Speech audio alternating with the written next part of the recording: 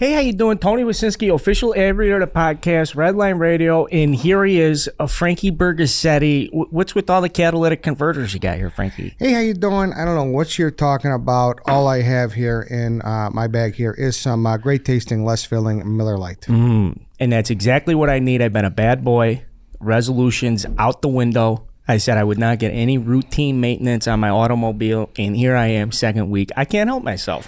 Absolutely. Miller Lite's, it's our beer. It's been our beer from the start for this podcast, from holiday gatherings and office parties to fireside conversations and football Sundays. Winter means more moments with the coolest people in your life. Make these more moments even more better with Miller Lite. We don't judge. With great tasting light beer for people who love beer. Celebrate responsibly. Miller Brewing Company, Milwaukee, Wisconsin. 96 calories, 3.2 carbs per 12 ounces. Miller Lite, great taste, 96 calories. Go to MillerLite.com/redline to find delivery options near you. Or you can pick up some Miller Lite pretty much anywhere they sell beer. It's Miller time. Let me say that one more time. Celebrate responsibly. Miller Brewing Company, Milwaukee, Wisconsin. 96 calories, 3.2 carbs per 12 ounce. Hey, how you doing? Good morning, good afternoon, good evening, Chicago sports fans. This is Barstool Carl and Dave, Chief Eddie, and this is Redline Radio, an all-gas, no-break Chicago sports podcast brought to you by our good friends at Miller Lite and your trusted friends at Barstool Chicago. We have the number one pick. Number one pick once again. I think the vibes are still high.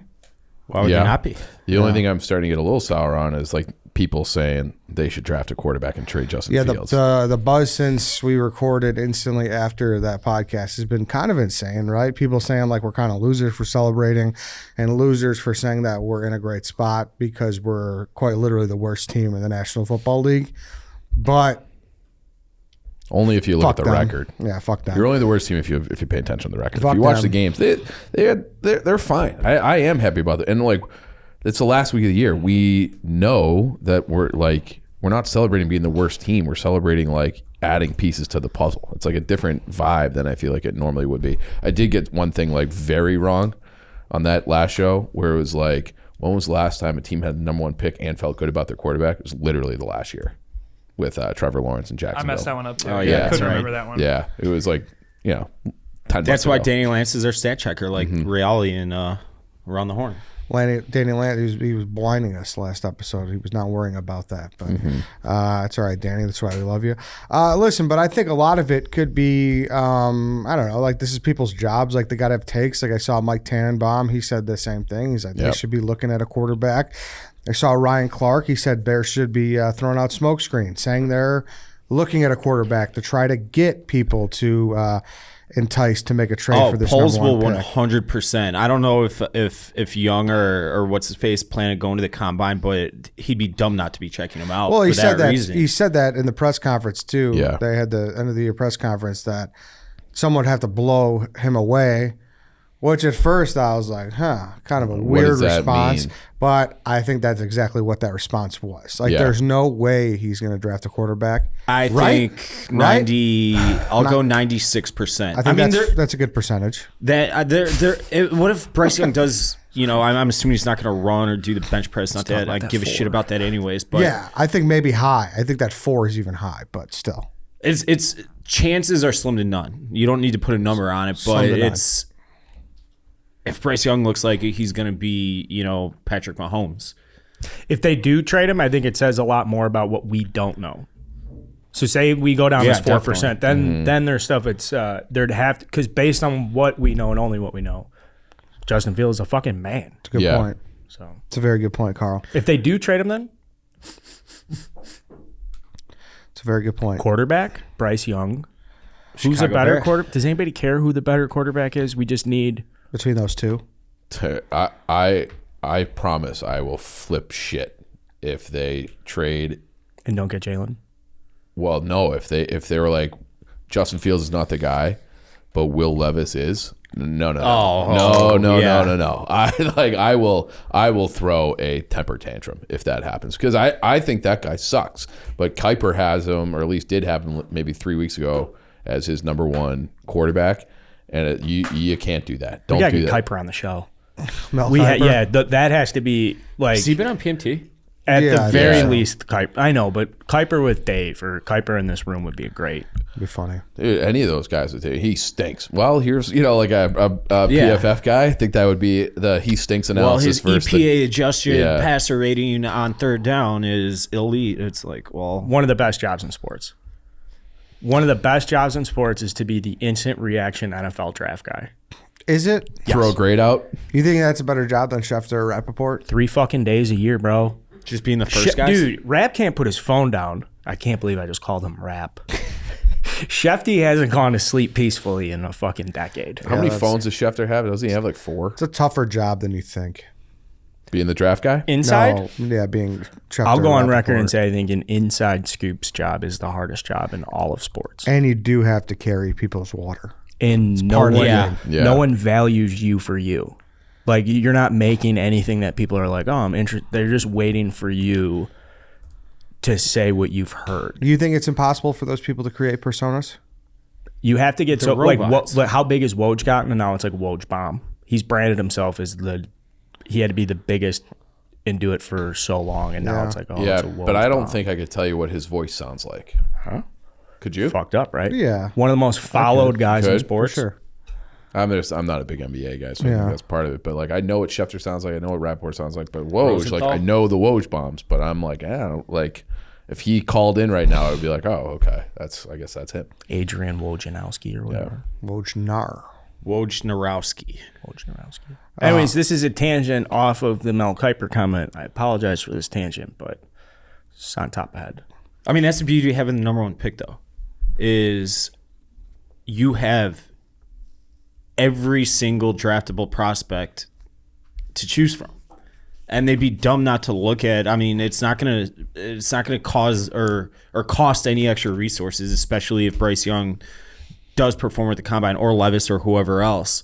I mean, you're going to be there anyways looking at players. So if you see him and you're like, holy shit, that's a generational quarterback, like Peyton Manning type deal, then fine. But and you got to put your trust in him at that point. But what could you even get for Fields in? We would know already if Peyton Manning was in this draft. You're not going to find that out between now and April. Like you know when it's Peyton Manning, it's Andrew Luck, it's even a Cam Newton. Like you know when it's like the clear cut number 1 guy. It sounds like Young's becoming that. Dude, he's 5'9". Like he's understand. not Peyton Manning. I understand. I'm saying, I mean, you know what I'm getting at, though, is the chance that is Bryce Young one of those guys? Probably not. There's a non-zero chance that he is one of those guys, and if you see that, then bombs away. But what could you realistically get for Justin Fields, though? I've seen people be this- like, you could trade him to Carolina for the 9, and then you take quarterback 1 and you have the 9th pick. Something like that. No, that's just stupid conversation. I agree. This Yeah. is such a stupid conversation. And that he would fetch more than that. I mean, the guy just fucking broke rushing records. Like, what are we, like, you know what I mean? Like, what are we doing here? People suggesting we should trade him. Go get fucked. It's just a crazy, ludicrous, absolutely insane notion that we would get rid of Justin Fields. I'm out on that. It's talking points. It's fodder. It's going to happen. Bears fans should avoid that noise. There's no reason to do it. That's it. I don't know that there's not, though.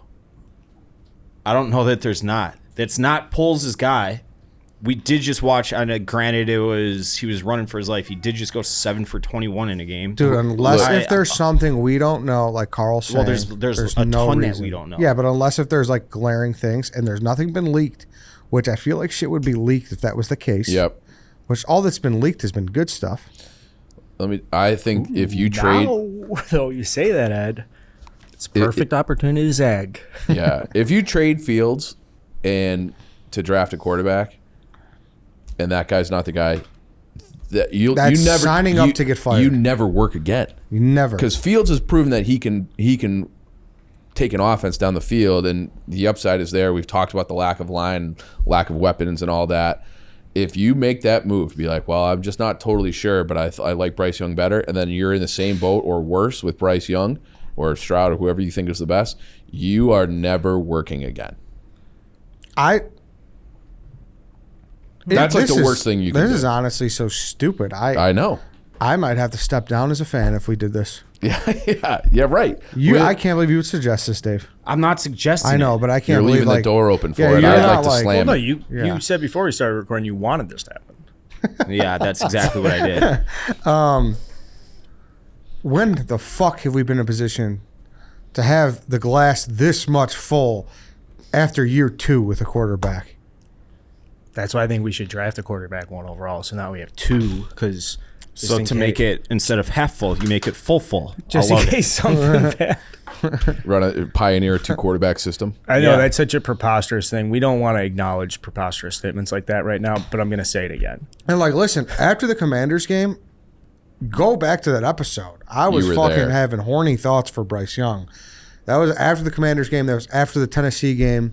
It was like the stars aligned. I was having horny thoughts for Bryce Young. And then Monday night game against the New England Patriots comes, and then Justin Fields just absolutely took off like a rocket. Yeah. And like, obviously, like Poles said, I agree. Like, he's got to throw the ball better, and Ryan Poles has to do a better fucking job of putting an offensive line around him, putting better wide receivers around him. And hey, Ryan, you're up, dude. You're up at the plate. It's fucking time. So let's do it. Stop worrying about this bullshit. And Justin Fields is our it guy. would be. Oh man, that like it's career suicide, or you build a statue. There's no in between. Yeah. I also feel like that. Did you guys see the quote from Ballard? Yeah, I did. That he would Okay. do whatever it takes. Yeah. If Well, he I liked saw the that too, quarterback. To get a Yes, quarterback, yes. yes, I'd do whatever it takes. So the Colts have been in quarterback hell since the Andrew Luck thing. They've had a different starting quarterback for week 1 each of the last 5 years. That is a guy where you can say, like, they're sitting 5, I believe, right? 4 or 5? Was it 4 or 5? What's that, sorry? Same Colts? thing. 4. Colts, Whatever. They're 4. Even if you get like their second round, I would probably do it for that, because then you still get the defensive player, a great defensive player, and they get their quarterback. That to me, I feel like that's the move that's going to happen. The Colts will move up. There will be 2 quarterbacks taken, and the Bears have their choice of, or they get either Carter or Anderson at 4, and let's just call it a day. Depends. We'll see. Because, Houston, Arizona are ahead of them. Houston's going to take a quarterback. I don't know. What's the communication going to be like that? If they want the opposite guy, and Arizona's got Kyler, so they're set. So obviously someone could leapfrog us, and just the Colts are in a weird spot.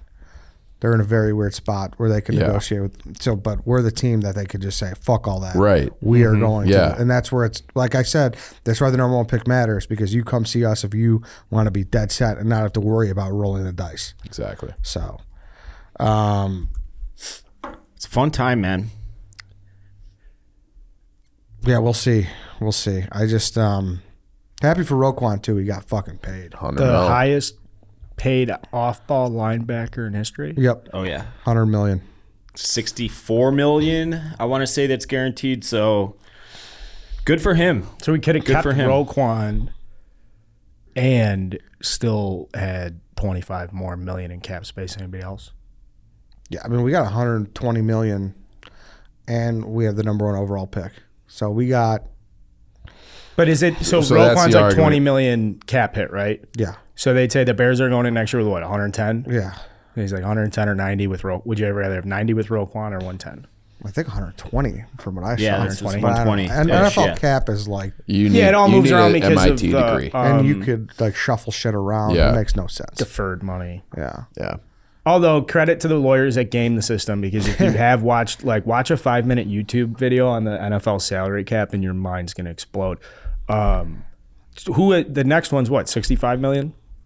60. Not that I Yeah, give the a fuck next who number team- yeah, 2, but just from relative, like I remember reading, this is probably back in November, that they were projected to have double the second team, or the team with the second most cap space. So they're in a great spot. Which I believe is Atlanta, and it's like 64 million or so. That's another 65. team that should Yeah. be calling the Bears. About that Right. number No, 1 pick. open, like start the bidding right now. Start Dude, the there's bidding. a ton of teams that should call them. Yeah. I mean, look at it. All right, Houston's 2. They need a quarterback.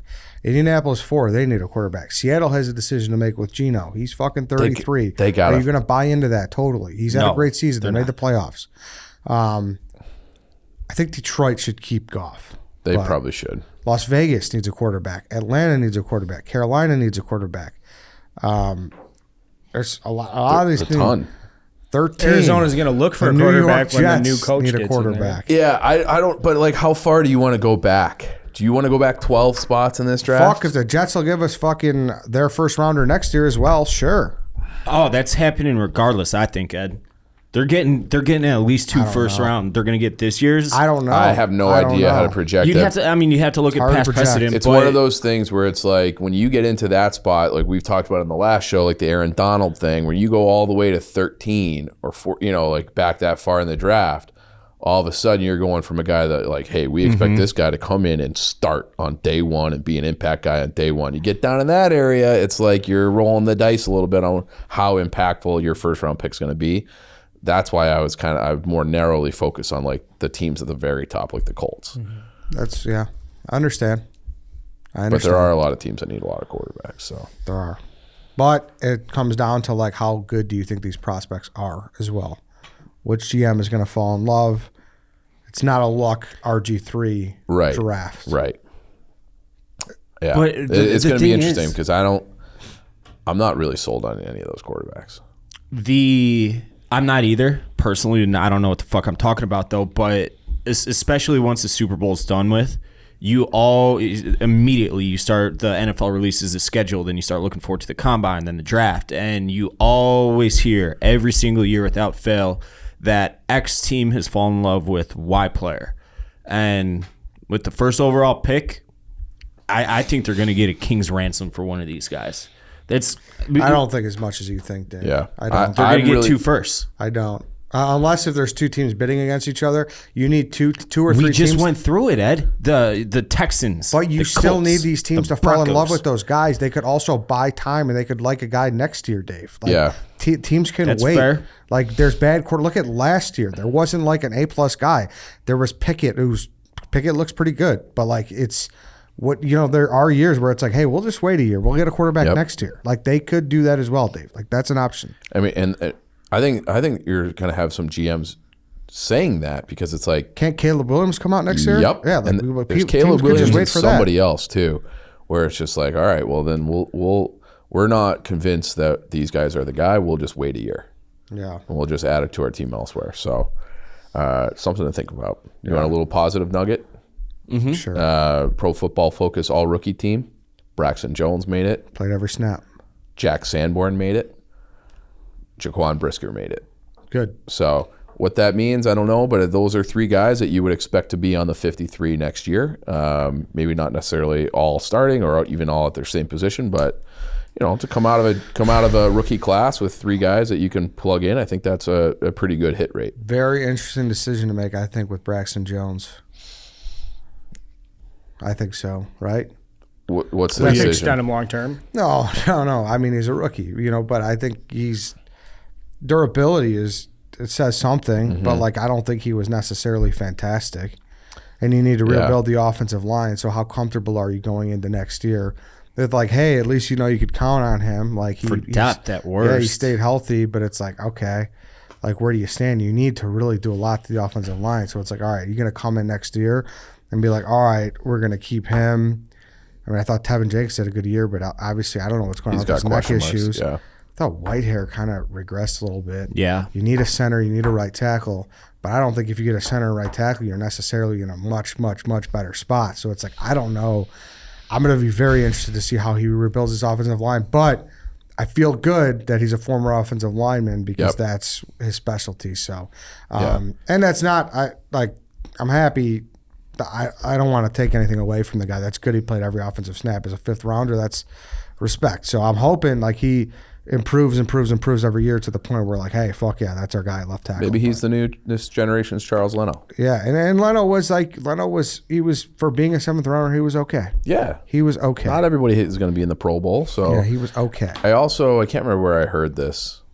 It might have been just us talking on this show actually, but it was you need to have like a full year in an NFL weight room, especially as an offensive lineman, to have like a real NFL body. And it's like, so when you're looking at a guy who is competitive enough to play every snap, that you really think that in year 2, especially for linemen, but for every position, being in that strength program starting like right away, which I guess that starts in like May. That really does impact guys more than anything else. So I think yeah, you can definitely You're see right. that. Yeah, so He's like, a great building block. Don't get me wrong. Totally. He's a great building Yeah. block. I just, it's a big next year for him. So we'll see. I am looking at free agents after this year. Orlando Brown Jr., Chiefs, right? Chiefs. Would he interest anybody? Yeah, those I are, believe mean, he was tagged last year, so you can't get tagged twice anymore, correct? Or can you? I think you can. You can. But yeah, the second year you have to be like It's like- top 5 in the league, not top 5 Something in your like that, position. right? Yeah. There's weird rules. I mean, there's one. You got Rodney. Well, he's old as fuck. You got George Fant. Yeah, I mean, There's a lot of. I mean, and that could change. I think it's a little early to look at the class just because guys could just sign. They could just resign. Yeah. You know? Yeah, so, that too, yeah. like, he might just not be available. And then we already saw that with, I think it was the Jaguars had that tackle. Was it Conklin? Doesn't matter. But, like, we've already seen, projections of guys who are supposed to be available have re-signed. So it's kind of a fool's errand to be going hardcore down those lists. I do want to say thank you to Chevy Drive Chicago. They had a couple guys out with us on Sunday to watch the tank party. It was great, and they're great. And your local Chevy dealers want to wish you a happy new year. There's no better way to kick off 2023 than with a brand new Chevy to drive around in. ChevyDriveChicago.com can help you pick out your brand new ride and find a new dealer to order from. And don't forget to mark your calendars. The 2023 Auto Show, Chicago Auto Show, is around the corner in February at the McCormick Place. All your favorite Chevys will be there. Chicago Auto Show is such a classic Chicago event. It is an institution. It is. Yeah. People really really care. is. And, and I have friends and family kind of all over the place. They don't have auto shows the way that we do. It doesn't matter as much. So if you don't have anything going on, that's a great event to go do and go check out our people over at Chevy. Yeah, we love ChevyDriveChicago.com. We're going to be doing some cool stuff with them this year, hopefully. And so just head over there, ChevyDriveChicago.com. Check out their fleet, the Equinox, Malibu, Tahoe, Colorado, Silverado, and search Chicago Auto Show to learn more and go join them. Go check out all that. And as an added bonus, Eddie's going to be doing a dunk tank there if you buy one of their new Corvette models. Yeah, at the most classiest, elegant event there, I will be in a dunk tank. And a Speedo, too. And a Speedo. Yeah. So if you buy a Corvette, you get to watch some Eddie fun. get wet. Yeah. That's There you like, I'm going to say that's not true. I watched that. Did you see that new documentary? Or it's not new now. It's been out for a couple months. Pepsi, Where's My Jet? I didn't watch that one. Oh, dude, it's crazy. It's Pepsi did like a promotion back in the day. And they said like if you like use a certain amount of Pepsi points, you can get a jet. And this kid like took him up on it. And like I'm not going to spoil it for anybody who like wants to watch it, but he goes through the process, and it's very interesting. It's fascinating. So I'm going to say that's not true because people are going to expect me to be in a dunk tank for a Corvette. So Chevy, I am looking out for you. I will But if not be in a Chevy dunk wants tank. to promote that and they want to get in on some event, we are open Yes. to all sorts of ideas like Exactly. that. Yeah. I also want to bring up Chase Claypool as well because that's like obviously the hottest talking point when it comes to the Bears. It's like you can't talk about the number one pick without someone instantly jumping to like, what about 32? Chase Claypool. And Poles is like, hey, I still stick with it. I stand with the pick, with the trade. What else is he going to say, Right. And I do think it's early to be like that was complete bust. well, I just said my point He is, has, like 5 catches? well, he played 7 games. My point is, right, 7 games it was, Lance? I believe he was with the team. I don't know. I think it's 7 games and he had like 17. Came in at the deadline. Came in at the Yeah. deadline, whatever it was. It was not a productive, however much time he was with us. But the team was in the midst of a tank. We weren't looking to win, and the offense just wasn't productive regardless. And I think it's right now is the time to get mad at that, right? Because we're looking at picks. We're all excited about picks, and you see 32, which with the Dolphins having their pick taken away. It's really forfeit. It's the second first. It's really the last first, yeah. Yeah. Which is easy to get mad at now, but I don't know. You just got to hold strong and be like, hey, just think about. It's hard to think about 2023 fall, but like, Yeah. you got to do that with Claypool right now, and it's Definitely. And I want Poles to be successful, and Claypool is a Notre Dame guy, and I was on board with that trade, and I want to be right. Part of the reason why I want to trade with the Colts is that I want to pick up their second-round pick. So even though the Bears would have been picking 33, or 32, whatever. Now they can pick, if they have the Colts 4 and then 36, then no one really cares as much. You're still going to get the guy that you wanted anyway. That's a way to look at it. So that's my spin. That's why I'm hoping for a trade with the Colts. Get their 1 and 2, and let's pretend that never happened. But all right, that's Bears. I mean, talking fucking. I think we do got to address David Montgomery a little bit. What about it? I mean, he said that they like him. They like the way he plays. So we'll see. I don't know. Running backs is a weird. It's so weird because Monty is position. so good, man. Is he a complete and total game changer? No, but man, I've developed the ability to root for the Are you laughing number instead of the player, and not develop emotional attachments to the players on the teams I root for. But it's hard not to with Monty because he's just, I love a good bell cow. And that's what he is. But he was a 3rd rounder. They want to draft another running back with a similar skill set. They could find another one. So I hope he gets paid, though. In the same vein as, it won't be $100 million, obviously, but get paid just like Rowe did, just probably not with the Bears. Right? Or maybe. It might be. Yeah. Or maybe. I mean, dude, Yeah. the free agent, like we talk about the free agent market, the free agent for a lot of positions is not great. I'm pretty sure it's really fucking good for running backs. Is it? Yeah, you got Josh Jacobs is a free agent. Pollard. Pollard Troy from Pollard's, Dallas. Yeah. He's fucking good, man. If they're gonna pay a running back, he's probably a little better than Monty. Who? How good is he? Pollard's Because good, man. he's in that system. With Yeah, that's Zeke, true and they too. got He's great in- fucking right. O-line, and Right. There's the. It's all about beating up. Like that's just how the Cowboys Saquon's are. a free agent. Saquon, Jacobs, Pollard, this Miles Sanders. There's loaded, man. It's a Yeah. good It's one. loaded. I mean, Monty's. I take Monty over Devin Singletary, but you know those other guys, Pollard, Jacobs, and Saquon. That's a good trio. But we like Monty though, like you said, we're big Monty guys. But also, Khalil Herbert has proven himself as well. Yeah. But that too. I think they're going to be able to find a middle ground and be able to get a decent deal. There's a lot of cap space. They could find something that makes him happy and that's fair for the future. I think there's a way to work that out. I do. Yeah.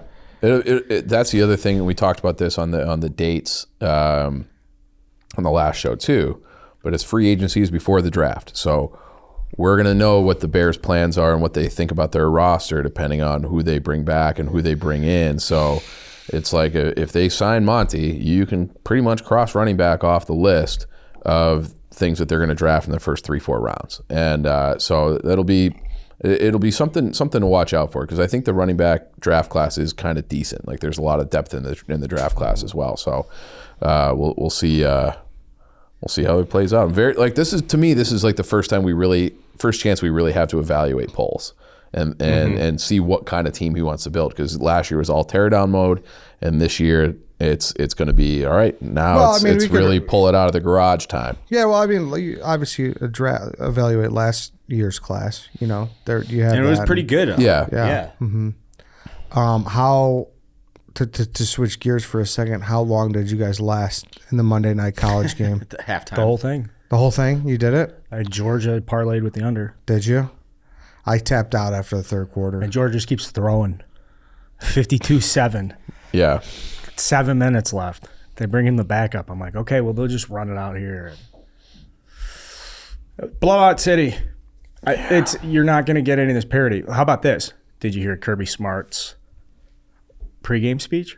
No. Oh, come on. It was viral. It was, I seen the clip and I started it and I was like, I don't know. It was 1 minute long and it was complete opposite. It's probably what you would expect. It was like a black from screen an of like an SEC, audio clip, right? It's what you would expect from an play SEC it. coach, but Yeah. even just looking at Kirby Smart and his visor. Trust your preparation. Your ass is prepared for this shit for fucking 365 days. I think about them fuckers in that locker room. Think about getting our opportunity. All the shit you went through this week to get ready for this game. Now is when you pay the fucking price. You go out there with energy, enthusiasm. Ain't nobody I love him. I want to play for him. Yeah, and so it's like that for another 30 seconds or so, Yeah. and it's just like, pay the fucking price. You guys are my guys. Like, we're ready to Yeah. And I feel like when we get access or when you see stuff in the locker room beforehand, I've always been disappointed with pregame speeches. I shouldn't say always, but like 9 out of 10 pregame speeches are You saw more Lovey? stoic. Yeah, guys that are like, Well, Lovey's the most hey, go out and do your. I'm not saying just Lovey. Yeah. I'm saying just the general concept of like once you get to the pro level or once you get to a very high level, the locker room speeches, like that's high school stuff to me.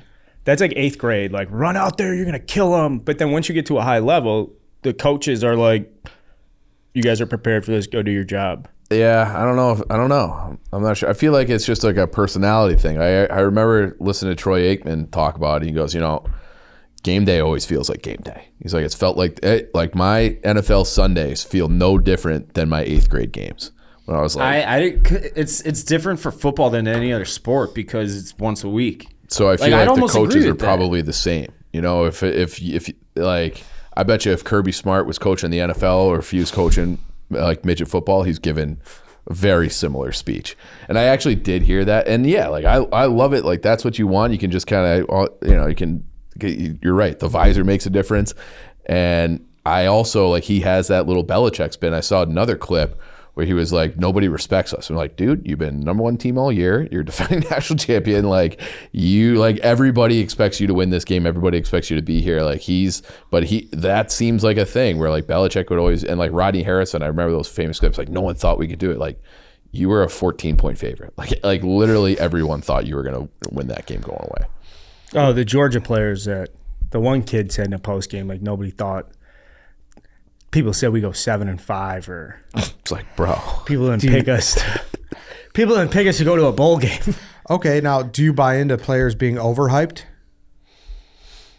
Have you ever heard that? It's Yeah. like, yeah, we were too too jacked we up. were too jacked Yeah, up. well, that's what you feel like you see it when like they're doing undisciplined things. Yeah. Yeah, Yeah, like late hits out of bounds and yeah. over pursuit and shit. Yeah, it's sport specific too. Like a basketball coach pregame, maybe a little bit more like toughness, intensity, pick each other up. It's an interesting perspective. Like, at what point the guys need to be motivated, but it's like the same thing. How like those coaches at some point, like, we expect you to show up in shape, but these are still They're kids. human. They're still kids, Yeah. right? I don't know. They are kids, just the amount of money. Right. That makes Like it a little multi-billion-dollar event or a multi-billion-dollar tournament, Yeah, and it's coming down to. dude, what do you think of Brock Bowers? Is pretty fucking good, huh?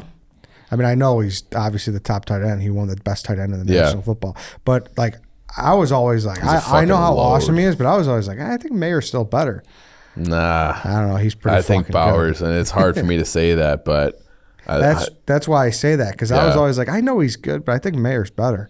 But they use him differently, and I guess like we'll see over time. But Mayer in the passing game for the vast majority of his career, he's kind of the only guy.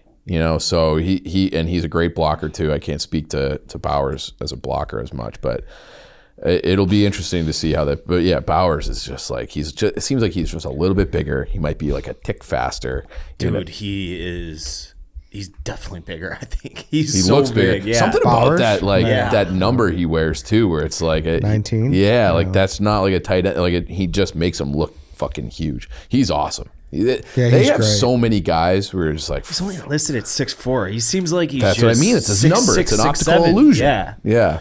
And Mayer is, I think, a legit 6'5". Yeah, he was Yeah. a monster of a human. Shook my hand. His fingers went Yeah. up to like my elbow. The only thing that scared me about meeting him was he was so nice. I don't know if I like that. He's not like a nice boy on the field. Though. I understand you can Yeah. flip switches. I wish he was coming back now. Notre Dame finally has a quarterback. yeah, that's a shame, Yeah. What round do you like McConkey? dude. Hey, Dude, Hey, I'm like, is he listen, coming out? lad. Is he? No, I don't think he's know. like a redshirt sophomore. How Okay. tall is McConkey? McConkey? Probably 6'2". He's a highly 6 regarded foot. high school player, but he wasn't He is a nationally sophomore. renowned. Yeah. But locally within Georgia, I believe he was like a big high school deal. And Like- maybe have some legacy ties to Georgia where it was like, oh, his uncle or something. Like Hunter Renfrow has been banged up, I think this year and last year a little bit, but he has established himself as like a solid NFL player. A lot of people say he's the best route runner in football. I've seen that too. Yeah. Like he's a very good route runner. So I don't know. We'll interested to see where if I don't know. I haven't He's seen only- a big board or anything. He's only a sophomore, so he's got at least another year at Georgia. Does it support an argument for more teams in a college football playoff? Well, yeah, it depends what your goals are. What do you think? I don't think. Man, more football's I think ever a bad Michigan thing. plays Georgia way tougher than TCU. Like, how do you avoid a near 9 touchdown? Here's 9 touchdowns. here. I think this might be a better question because you could have that argument forever. Who feels worse, Michigan or Ohio State? Ohio State. I think Ohio Because you State. think they just walked to another national championship. Yeah, They would have. They absolutely. They Yeah. would have fucking killed him. But like Michigan, that's. So you just think Michigan played TCU on the wrong day? But it's. Well, I think if I think Michigan, that was a lot of it. How did Michigan give up 50 fucking points? I have no idea. They were It's unforgivable of all yeah. the time you had to prepare. Yeah. And like you listen, you don't want to completely disrespect TCU. Like they had a great season. Yeah, but then it's like they lost to fucking Kansas State like 2 weeks before. You I know, watched like, that game and I was not very impressed with them. We watched the end of it. I was with you. We stopped at Pub 2 on our way to do the hunting. So we didn't really watch the full game. We watched like the comeback. Hey, No, hey, that- Chief. I that's all this man needs. I watched them. I thought that was because they played on Thanksgiving. I want to say too. I was at a family party and they were on TV and I watched them. well, that's a different game. And I'm talking about the Big 12 championship where they lost to I Kansas thought State. that was the Big 12. Whatever. Yeah. But they snuck by a win in that game, and I was not impressed. I forget who they were playing then, but They had a lot of games like that where they were kind of like the comeback kids. Kind of, they had a lot of dramatic finishes this year for TCU. But yeah, like I think to answer Carl's original question, if you want, because they only have 3 playoff games the way it is now. If you want to have more action and more competitive games, you're always going to have some blowouts. There's blowouts every single year, which is why I get triggered as a Notre Dame guy because we're like, oh, Notre Dame should never be allowed in. Well, it's like, we're going to say the same thing about TCU. You're going to say the same thing about Michigan. Like, there are teams that get blown out in the semifinals and the finals basically every single time. So if you want to have a more fun, like, final tournament and more, like, increase your odds of having, like, these unbelievable moments, then you just got to expand it, and which is they're doing anyways, and it'll make a ton of money and everybody gets rich. I'm for expansion at this point because players will play, and we just need more players to play. that's Yes. And if you have a chance, they will play because it's a playoff rather than Yeah. in a bowl game that. Who are the handful of Yes. teams on the outside? Alabama. Alabama, Tennessee. Who else on the outside? I mean, you can argue Kansas State. Yes. And I'm sorry, is it going to 8 or 12? I think it's 12. I thought it was. Because I don't think a bye is going to solve any of these problems. I think where you can solve the problem is if you go to 16 or you go to 8 and you make everybody play. So if you make 8 teams and you're like, all right, you have to play 3 weeks in a row. I think then the challenge is for a team to get prepared for that 3rd week. Like TCU's at such a disadvantage to then, okay, now you have to go prep against Georgia. Like if they just showed up one day without preparing, Georgia obviously beat them by like 1,000. They're just that much more talented, and the amount of prep that goes into it. Yeah. So I don't know if there's like adding another round and making a team like Georgia this year play 3 weeks. Is that championship game inherently going to be more competitive because it's taking you longer to get there? Yeah. You can't have blowouts. My point is the blowout is so bad. It's so bad for the sport. But Carl, blowouts happen. It Right? happens They every They don't year. have, it's happening. I can think of like one Super Bowl where you're like, this isn't fucking No. close. What, the Seattle, within the Denver? last 10 years, yeah. Seattle, Denver. That's Well, what Where you came just to like my turn mind, it yeah. off. Yeah, but like The Rams one sucked. when we grew That up, was bad. yeah, However, growing up, it was all blowouts in the Super Bowl. Look at that Clemson Bama one. What was that? Our year 1 on the job? Like that was Yeah. 2019. That was fucking disgusting. Clemson blew Bama's Yep. doors off. I think that was Trevor Lawrence one. Was that Lawrence? Or No, But the people who Watson? argue against Yeah, it was a college Trevor football, Lawrence they one. argue because of blowouts and say it's not important. It's not. Yeah, you're right. It wasn't There's no Lawrence. parity. Like, who gives a fuck? You foul out a college football season the entire year. You get to the championship game, 1 versus 2, and it's fucking over in 3 minutes. Yeah, I don't know. It's going to be like that regardless if it's 3 teams or 4 teams and 3 TCU games and belonged to 100 be or there, 100 and not only did they belong to be there, they beat a team to get to the national championship. Yeah, that's the difference. Yeah. Yeah. They beat Michigan. Yeah. Michigan And then lose win. by almost 9 touchdowns. Yeah. It's tough. It sucked as a viewer, but it's like, all right, like I said, we watched 2 fucking powerhouse programs in Clemson and Bama. We watched a blowout just 5 Just years as ago. easily, yeah. Because when you get those Vince Young games, Oh, it's electric. hang Yeah. on to those forever. Yeah, the fucking Watson versus who was Bama's quarterback at that time? Who was that number 6, right? That It was either Tua or Jalen Hurts, right? McCarron, I don't think it was. AJ, Was it? I don't know. That was a long time ago. McElroy? Craig McElroy, No, it wasn't McElroy. who's fucking still in studio calling Jets games or something. Did he start games for the Jets? That was the 2016 national championship. It might have been McCarron when what's his face was fucking creaming his pants in a broadcaster's booth over his girlfriend. No, that was way long ago. Seems about 6 years ago, right? No, it was way longer. Was it? Time flies, Edward. Sure does, Dave. But yeah, we'll see. Unfortunate. Yeah, I didn't watch a single play in Unfortunate. the second half. Jake Coker. Jake Coker. Yeah. Yeah. That's a name drop. Jake Coker, Yeah. the forgotten Bama quarterback. You just had to turn around and hand it to Derrick Henry. Yeah. Not a bad gig, though. Yeah, he was like a 5-star guy. Jake Coker, big time recruit. But yeah, I don't know. This is a tough time of year though. This is when it gets kind of bleak. You know, hockey sucks here. Basketball's been at best. So it's like you kind of have to just try to be a college basketball fan. Yeah. between now and March Tough. Madness. Grind it out. Do you have what's up with this Sky Clark? It's out. It's gone. He was a big time recruit too, wasn't he? I got yeah. huge, man. I got huge. Huge. Can you anything you could? No fucking way No. for you guys. No. Seriously. No offense. I'm trying to look.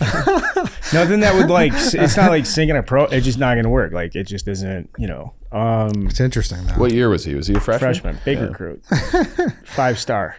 Huge, dude. I remember when you got him. That was like a fucking massive. Was he playing well? He got Kofi's money. No, he wasn't, and he was shooting less than like 25% against Power 5 teams, or he was not effective. But who's to say? Like he could transfer somewhere and be awesome.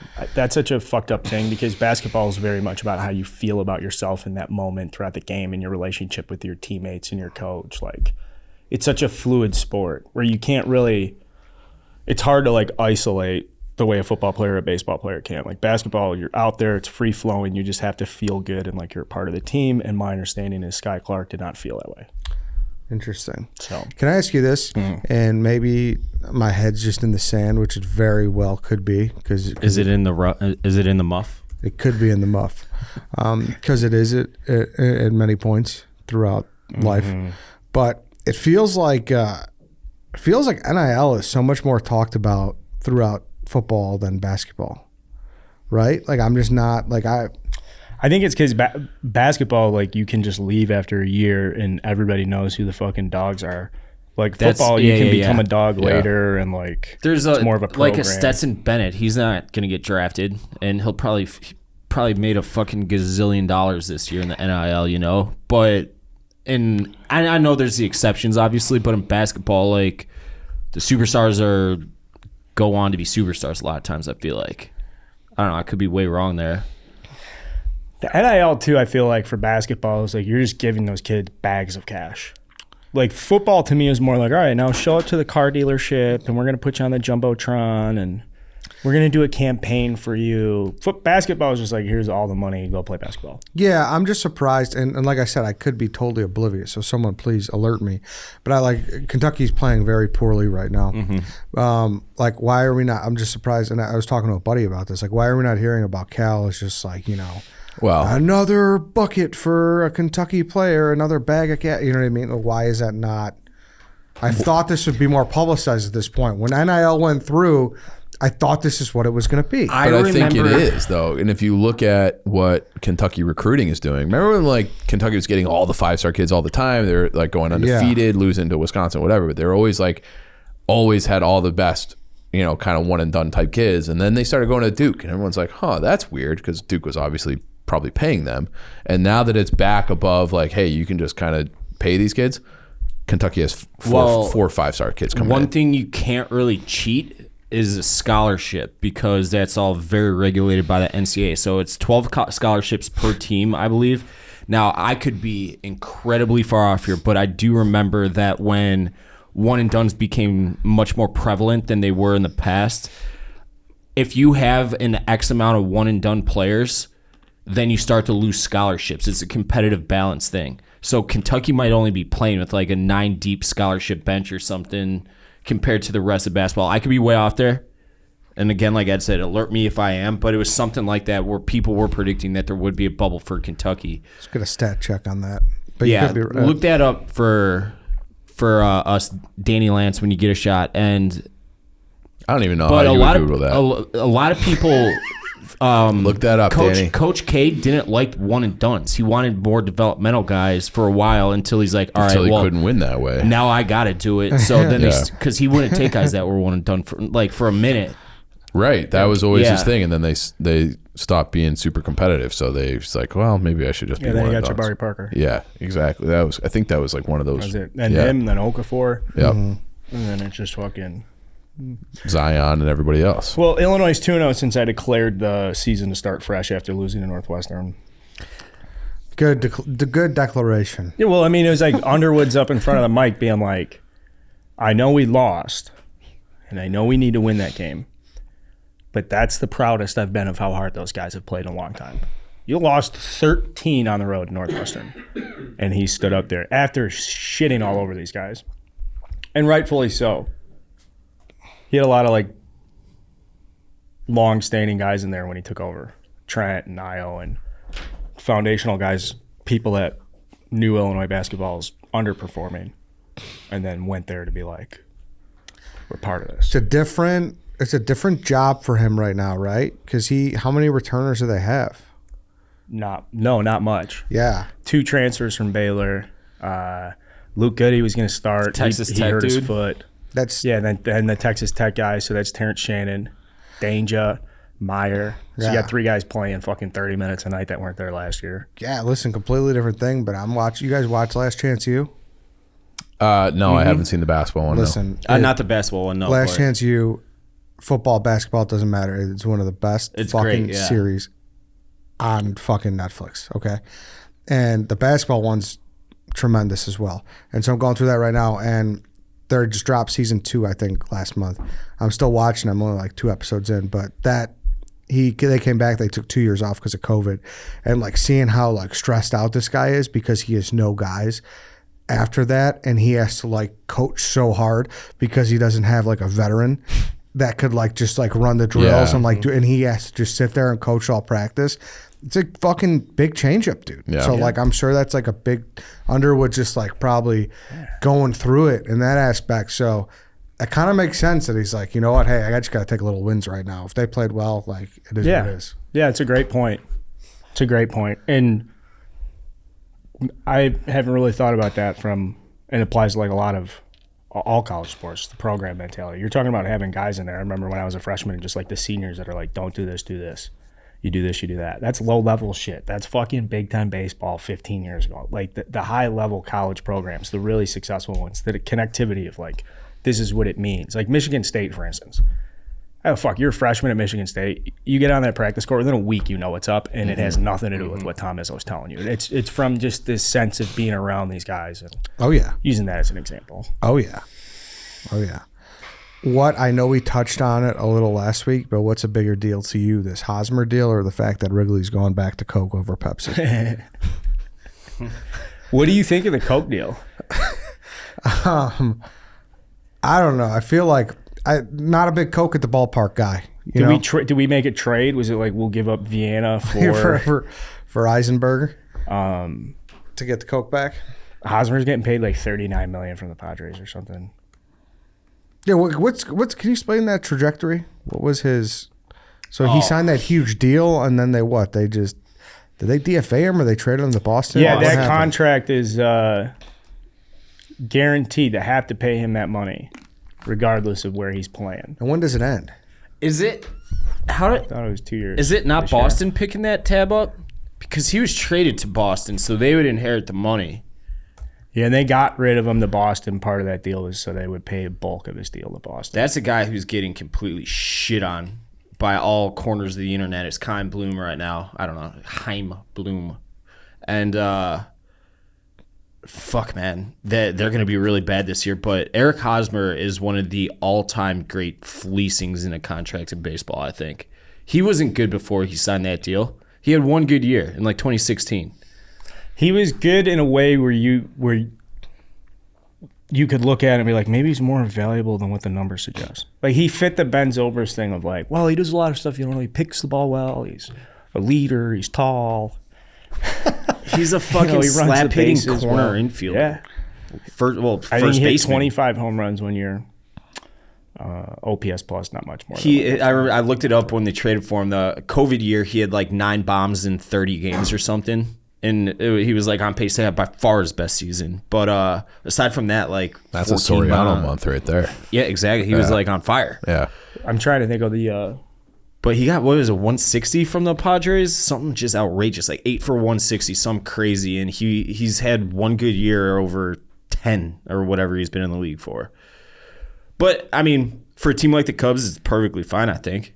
Yeah. well, I mean, Yeah. like who cares? I mean, it's zero cost to them. They're paying him $715,000 this year, I think. If he's as horrible as I anticipate he will be, cut bait with him. Yeah, That's it. the only problem he could present is like, does he steal formative playing time from Matt Mervis? Right. Does that even like create some distraction now? Like, well, we could start Mervis, but Hosmer's solid.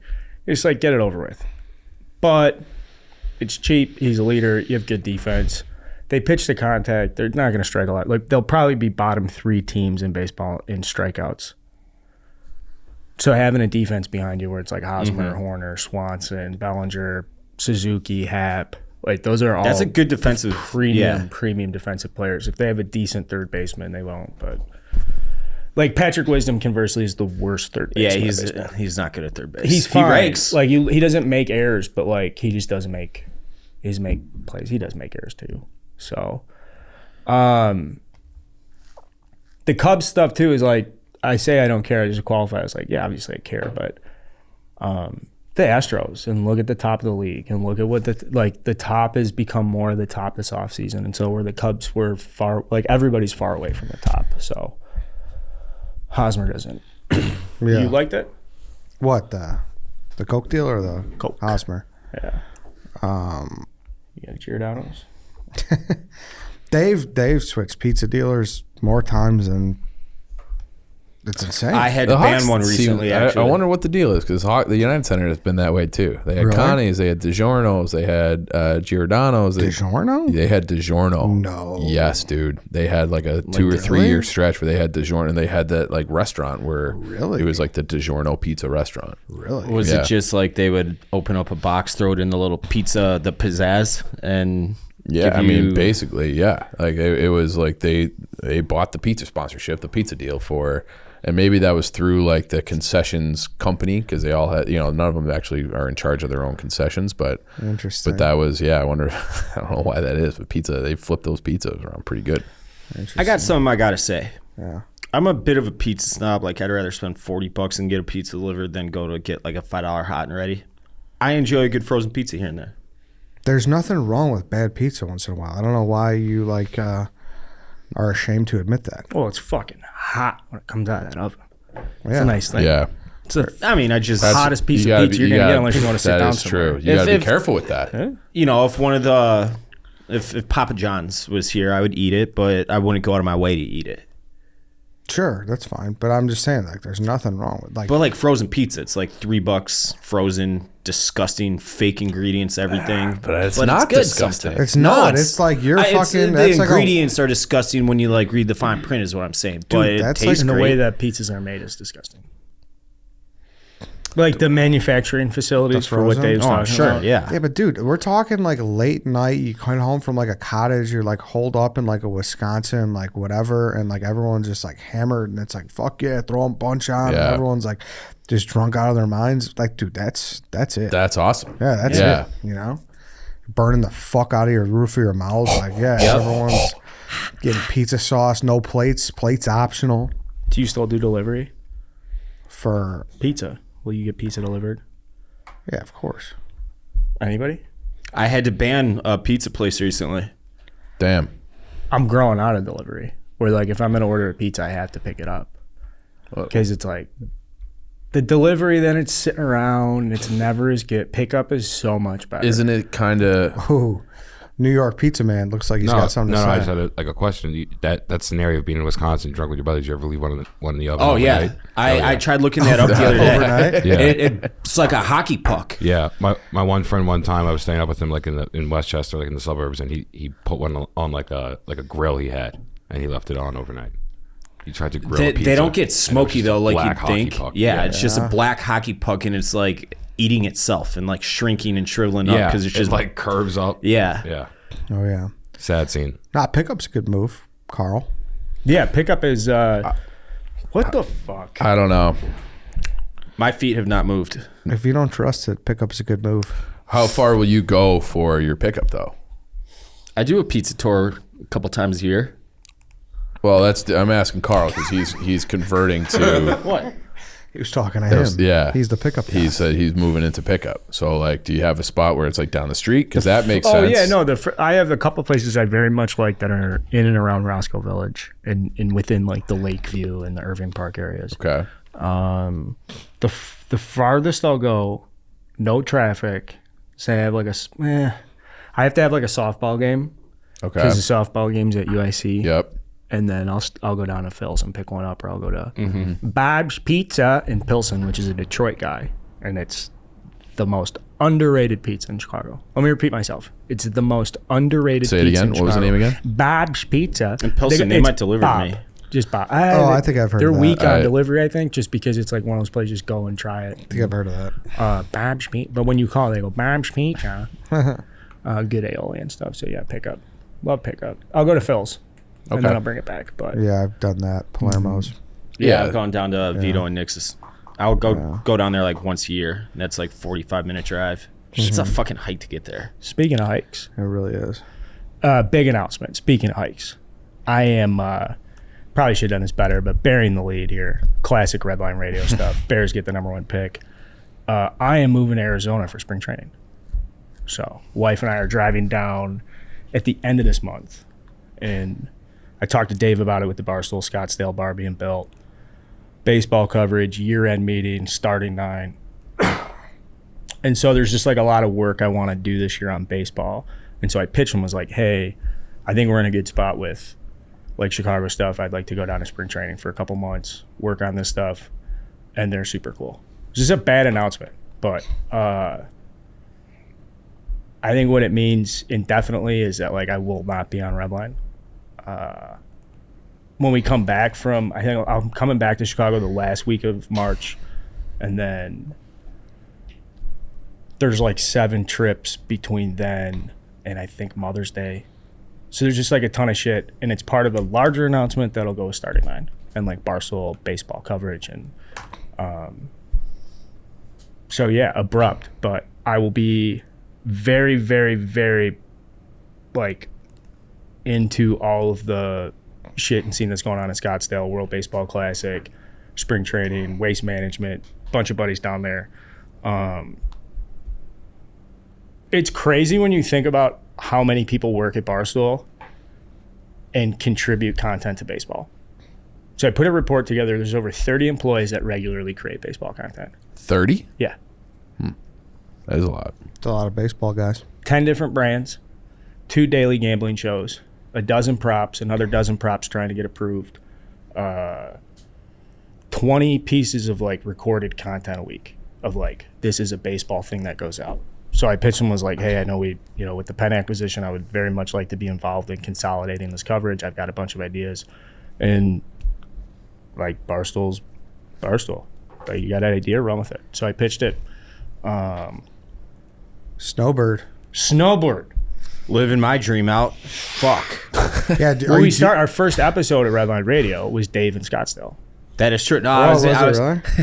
I was at Furco's Buckeye House, which, if you are familiar with the greater Phoenix metro area, they call Buckeye, Arizona, East LA because it's so far west. It's in the middle of the fucking desert. And we were interviewing, not Ryan Terry. Who was it? Come on. Why am I blanking on the name? Adam Greenberg. Adam Greenberg, who saw one pitch in his major league career, got hit in the head, never played again. Mm-hmm. And the connection was so fucking bad. I've said this before. It's a disaster. It would happen here and there when I'd be running on the treadmills, but I used to listen to Redline on Apple iTunes or whatever, and now I just do Spotify. And here and there, it would go automatically to that episode, and it's funny going back and seeing how far the show's come and Funny? changed. And also cringeworthy. Yeah, it's bad. Beyond uncomfortable. But yes. It's like, I don't want to get like too fucking sentimental. We just sit around and talk about sports. But thinking back of where I was at in life when we recorded that first show and why I wanted to do it and what we were trying to accomplish, and like where Dan had went to New York to blow up and do his thing, and then we're like, well, we could do this and that. We tried. We came up with some ideas. Like it wasn't just like, oh, let's do a podcast. We just started a podcast. Like so much time went into like even trying to do the first episode, and probably half a dozen times getting together to record an episode and never doing it because we couldn't figure it out. Couldn't fucking plug in a mic. Didn't even know who to ask. Like it was just like, we'll just sit there, and then Dave and I would like Google like how to plug in a microphone to a Sitting computer. for fucking hours on YouTube, Yeah, and trying just to get sit that in my little office. box fixed. White Sox being Dave like, had the mic turned off the whole episode one time. Yep. At the Sox Grill. Nobody noticed it. Yeah, and then he did the Why whole would we episode. ever give him a mic with a switch? I know. Yeah. Exactly. There was also the time that Dave walked in when you were at your office, and Dave dragged Dog stepped shit. to dog shit. Oh yeah, just walking dog shit. And this is It's like like- this is an office where most of the professionals wear suits. Yes. Yeah. White Sox Most Dave. people are walking around serious, being Dragging like, in "Rah, dog rah." shit at We're night. sitting around this little closet that Carl's old company would let us use to record. Nice of them. And I was just like, man, what the fuck smells in here? It smells like shit. And we look, not mine. Chief, not mine. White Sox Dave looks down, Sure enough. just doesn't say anything. And who fucking has a dog shit in a loop? I know. How does somebody Oh, step it's- in dog shit in the loop? It's animals, man. I'm not talking about the dogs. I'm talking about people that Humans. walk around. Oh, and, you thought that was human shit? No, I'm saying people don't pick up their dog shit. Get Whitney on their ass. And White Sox Dave was literally walking down Monroe Street barefoot, well, in socks, because like his fucking he had was dog holding shit. him On. out, He was yeah. holding him out. It was very funny. Well, I'm excited to see it. I'm excited to see what you build, dude. That's gonna be fucking cool. I mean, spring training. You're gonna have to let us know if the whole state of Arizona is actually a Drivable. thing. It is. I've done it. That's actually a very good video. That's like that's a good investigative report. You're gonna have to let us know. I have like a ton of stuff like planned in this whole thing I've been working on for like weeks, and have been in communication with our different producers and leadership and Erica. Like, so there is a lot of like structure and program coming. I've spent the last 9 months kind of in the middle of like, well, what should we do for Major League Baseball? It's like, I don't fucking know. Just host a show with Jay. Like, that doesn't put me in a position where I'm some like expert on how to cover all this stuff. It's just now that we go through the year-end meetings, it's like, all right, well, what do you want to do with starting 9? And it's like, to be honest, I'd rather think bigger about the sport and try and get a lot of people involved in like a bigger thing. And that should lift everybody up. Now starting 9 will come with it, and we got to believe in short porch and red line and like Frank the Tank and fucking, I just go through the list. Like, it's crazy how many people are getting up and caring about a baseball team that collect a paycheck for Barstool where it's not a primary revenue driver, or it's not like a primary source of. Yeah. So any type of like infrastructure framework that can support it, where it's like, if you want to do stuff for college baseball, here's structure, we'll distribute it. Here's an opportunity for sponsors to get involved. Here's a framework for merchandise. Here's a whole like fucking playbook on how we go about things. So it's not as like, and I fucking hate I hate this. I hate sitting here talking like this because I can feel nervous because I'm taking on this project and I'm physically driving to the other side of the country to bite into this. But it's like, at the end of the day, I don't know how else to do it. If I sit around and do a Zoom show for another year, like, nobody gives a fuck. That's exciting, man. Like, if this is what your gut's telling you to do, like, that's that's what you should probably be doing, right? Like, I mean, and it's like, it's very, the word is special that I can marry in all my adult, like young adult life to now, is like all the stuff that changes. And me personally and our generation, and just like all the stuff that we've had to like live through from the time that we get out of college and people get their jobs taken away and all this shit. It's like, I'm very fucking lucky. It's very special that two things I love, Barstool Sports and baseball, and I get to like really put those two together and try and create something special. And if it goes right, like, Dave, you're in spring, like, people are in spring, like, if I can do this the way I think I can do it, it's not like, oh, Carl's at the All-Star game, Carl's at the fucking field. Like, I want to have a fucking crew. I want to have a team. I want to have a bus. I want to have a presence. I want to cover college baseball. I want to fucking do minor league shit and all the stuff that goes with it. And so the last thing, people listening to this that have listened to me for years are like, man, I am nervous because the last thing's to the audience. Thank you guys. Thank you. Because I'm not like, I'll come back, we'll talk Cubs. Well, there's plenty of stuff, but where I'm taking my focus and passion is away from like Chicago sports and stuff. I'm still a fan. I'm still going to be doing stuff. I'm around. Fuck, I'm not like dying or anything. It's just like my heart and the stuff that I'm creating is going to be baseball related. And there's people that have been listening to this, following this, supporting me, DMing me, emailing me. I've just been like with it. That made it easy to do it. If you're listening and not watching, I'm not crying. I'm just catching my words up. Hit that jewel if you need to. Yeah, there's just people that have like supported it when it's really hard, or stuff where you're like, why do we do this?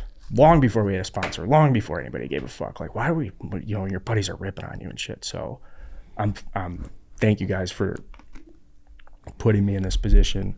And I'm fucking nervous, but I'm super excited because I know the second I get down there and I'm in my mode, we'll see what I'm made of.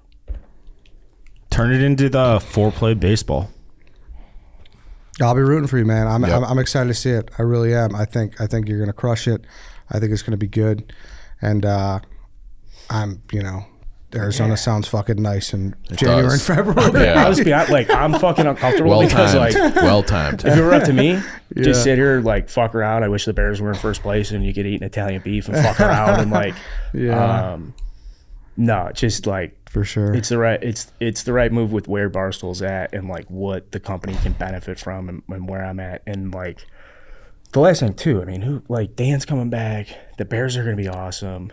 Like, we're gonna enter a new golden age. So I'm kind of figuring out like, where do I fit in the long run and how can I do the most damage. So that's what I came up with. Again, thank you to the audience and thank you to everybody that supported my like involvement in getting this going. And you guys are gonna fucking kill it. The show's great. I love the show. The fucking Bears are go figure. Go fucking figure. Don't count your chickens. Here's a Matt Nagy. On that exact note, Cubs held up. Well, we started after the Cubs won it. Baseball teams didn't really hold up their end of the bargain for when we the Red Line World Series. Yeah, when we started the show, we're like, there's pretty good chance they're going to both be like awesome. In at the one same year, they time. made the playoffs at the same time. It was COVID. Yeah, it was COVID, and they both Flamed out first round. First round. 18 teams that made it. Yeah. Half the league. They were made. both in Yep. first place in 2021. Yeah. June 18th was the last day. Fucking 2021. cocksuckers. Yeah, and then you said the foreplay thing, and I do have an idea for a home run derby, Nice. like a national That'll be sick. home run derby. So there's some video programming. The last thing is like there's other people at like there's project, sub programming. I'm working on a pop culture vertical with like a baseball pop culture thing with Clemmer. That would be like a standalone every, you know, stuff like that, and other different people. And there will be more news on that. And thank you for letting me be long-winded about this. Like, obviously, this is not a fucking thing I want to get up and talk about. It's uncomfortable because the bond that I have with the show and the audience and the people in Chicago and all this stuff, and like that have put me in the spot. And now I feel like, all right, well, thanks for everything, guys. See you later. But like in my heart, I know that down the road I'm going to come back and be like, no, that was the right move because it's all kind of lined up. And if I'm wrong, I'm wrong, but I'll find out. No, hey, dude. Thank you. You started the show with Dave. So, you know, so you deserve as much time as you want to get whatever out there. And I'm sure, obviously, a lot of people will be excited and a lot of people will follow you. And I think you're going to do a great job. So, yeah, no, and last thing, like, obviously, thank you guys. We've been doing this for fucking hundreds of shows, all the stuff we've been through. 7 years? There's only, almost 10, bro. yeah. Well, the show's Show's 5. Yeah, the eighth season covering baseball Yeah. with the podcast. We just, yeah. Fuck. Well, but collectively, we've all Collectively, us for worked 5 together years, indirectly for almost 10. Yeah. It's a long time. Yeah, I was a July long time. 2012. Yeah. And then with the podcast was 2018, so that's like, well, full all of us was 5 years. 5 but you years. guys, Yeah, an extra right. 2 years, whatever. Extra year and a half or so. And then obviously, like, you know, so obviously myself, Chief, and Dave will be holding it down. We'll have more announcements next week about the future of the show and whatnot. Things will be changing, but like I said, we'll get to that in due time. But yeah, It's going to be a fun time. in the meantime, like, you know, best of luck, Carl. Like, Yeah, no, you know, I'm holding emeritus status. It's like you just retire, you just throw emeritus on the name, like Yeah. just show up, I get coffee privileges. No, what request? This is an official request. You have to, whatever you do, purposely find a reason to occasionally bring up high school when relevant. That's an I was important about tenet of to- the show because people roll their eyes and stuff, but like I was just about that's to. an important tenet of the show is that like Yes. when those games come up, when Wheaton Warrenville South is playing fucking St. Charles, when Carmel and Rice are getting together, when St. Pat's and Notre Dame are squaring off, because to me that's a fucking one of my favorite things about the show is giving love to like the Stuff that we love. most Yeah. local specific part of our sport. I was just about to bring up how my freshman year at North Central College, we slaughtered Chicago State, and Chicago State might be adding a football program, which to me is the D1. worst idea anybody's ever had. That I looked up their records, and this is like it's a joke, but it's not a joke. Out of curiosity, I went to look up what their varsity records this year were in their sports. They were winless in golf. They finished last in their conference in track and cross country. They were like 3-33 in baseball. Every single sport is the worst of the worst, and they're adding a Dave, football what fucking program. guys buried Chicago State.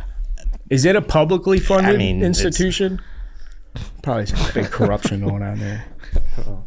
So that's our Chicago State talk. Transition that's over high to- school talk right Yeah. there. They're a high school team. What else? That's it. Yeah, I just want to again. I'm very, very, very excited. I'm very lucky. My wife is like rocking and rolling, ready to get down there and do this stuff. It's gonna be fucking awesome. I'm eager to build this out and show you guys what's in my mind because otherwise it just exists to me. So, I say again, thank you everybody. Thank you very much. It's been a life-changing experience up to this point, and now it's my obligation to take this and go work on something and do a good job and make people proud and create value. That's it. Until then, all gas. No breaks. DJ, play that shit.